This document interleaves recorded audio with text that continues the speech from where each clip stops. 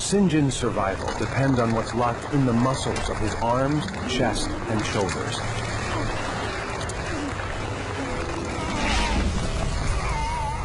But how can mere muscles move something that massive? Muscle tissue works by contracting, pulling on bone, using it like a lever. These contractions occur microscopically. Each of Sinjin's muscles has thousands of individual fibers, bundled like wires in a cable. As we age, muscles may get bigger or smaller, but we're born with every muscle fiber we'll ever have. Within each fiber are yet smaller filaments. To activate the muscle, chemicals trigger neighboring filaments to ratchet together, intermeshing like locked fingers. As they slide past each other, the whole muscle fiber shortens. These contractions drive all our muscle movement. Yet the big surprise is that most of us use only about a third of our muscle fibers at any one time, even when we feel we exert ourselves. It's the way our muscles deliver power most efficiently. But if Sinjin's going to stay alive, he has to do something different and move a rock weighing more than half a ton. He's unleashed all the power in his muscles. Sinjin heaved a boulder weighing 1,200 pounds, 1.5 times the world bench press record. Under normal circumstances, there's no way I would have been able to lift that rock, even a little bit, let alone lift it all the way off of my body. Sinjin, don't move! Don't move! Don't move! I'm injured! Sinjin could do the impossible because his brain activated all the fibers in his muscles at the same time. The resulting power was so great, he risked ripping muscle from bone.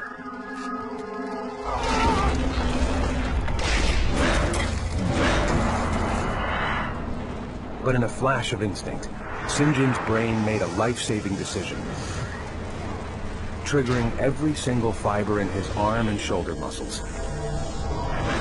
Together, they fired in one violent push.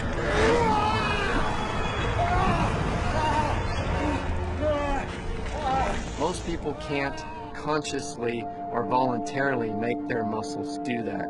It usually requires some unique situation. An emergency is a perfect example of a situation where you need a great amount of force. Your body synchronizes instantaneously and you get this huge burst. I'm going to call for some help, okay? That power carries a cost. In saving his own life, Sinjin severely hurt his arm muscles. With the level of pain that I was realizing that I was in, there was blood everywhere. You know, things were ugly. Hey, you're not going anywhere, all right? But he survived.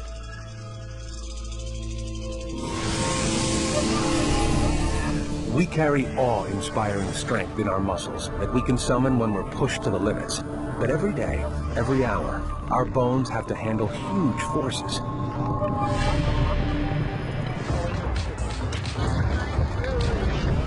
They take a hammering from normal life. To survive, the human skeleton has evolved a material so strong that no technology can match it.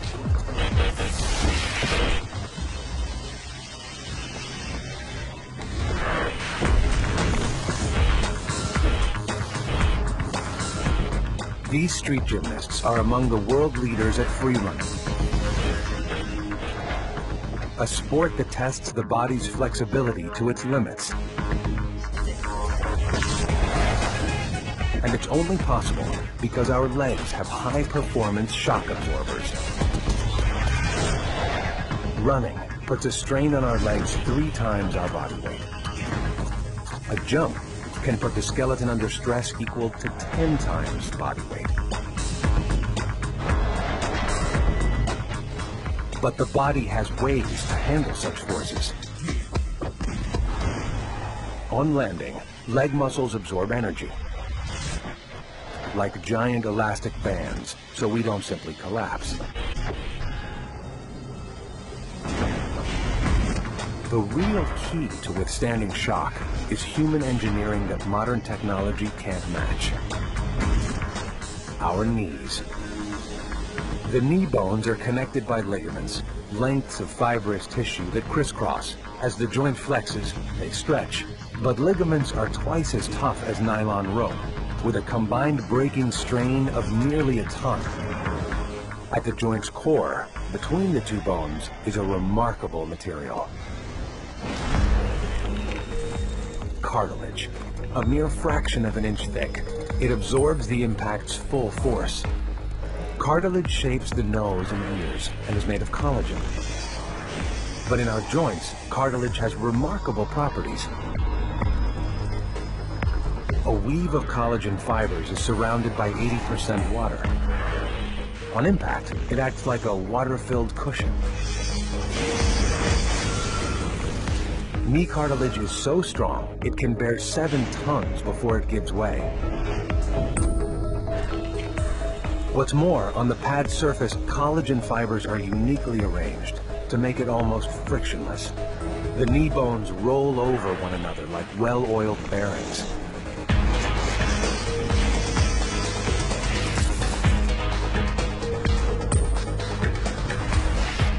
In a lifetime, hundreds of millions of shocks pass through this tiny area, a uniquely durable design. The human body is an amazing machine, holding hidden power and flexibility. But what happens when we push bone and muscle beyond normal limits?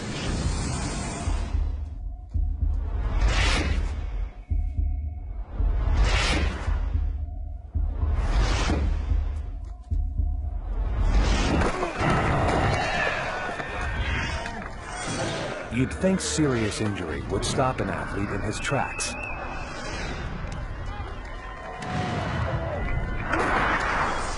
In fact, our bodies have strength to override normal reactions, so we can ignore damage and keep going.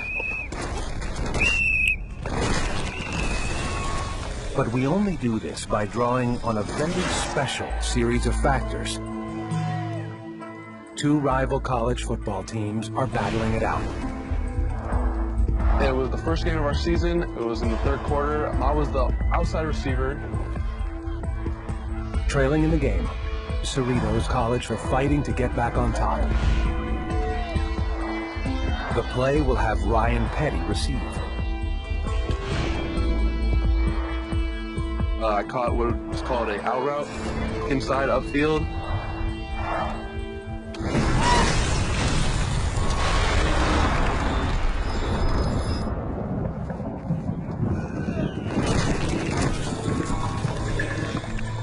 I thought I had gotten shot in the arm and it had gotten blown off.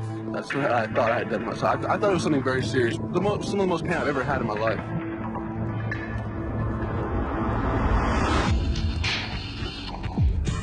Running full speed, 2 defenders take Ryan down. It's as if a truck hit him, going 20 miles an hour. The impact pulls Ryan's ligaments like rubber bands, causing his right shoulder to separate from his collarbone. Immediately, thousands of pain sensors in the ligaments and muscles fire signals to his brain, telling him of the injury. At this point, most of us would collapse in agony, but Ryan has no intention of quitting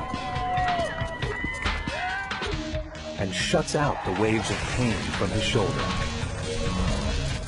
I played for the rest of the game, which would be about a quarter and a half. It was bad, not anything as bad as what I experienced the next couple days through pain because of the adrenaline I had pumping, but it was still pretty bad. Ryan was running on more than adrenaline. Deep in his head, training helped rewire his brain. The way Ryan's brain cells now connect strengthens his resolve. Damage to our bodies causes pain we all sense. But we differ in how we deal with it, how much pain we tolerate. Where the difference is not in pain threshold, it's in pain tolerance. is how much will you put up with before you say, that's it, I quit.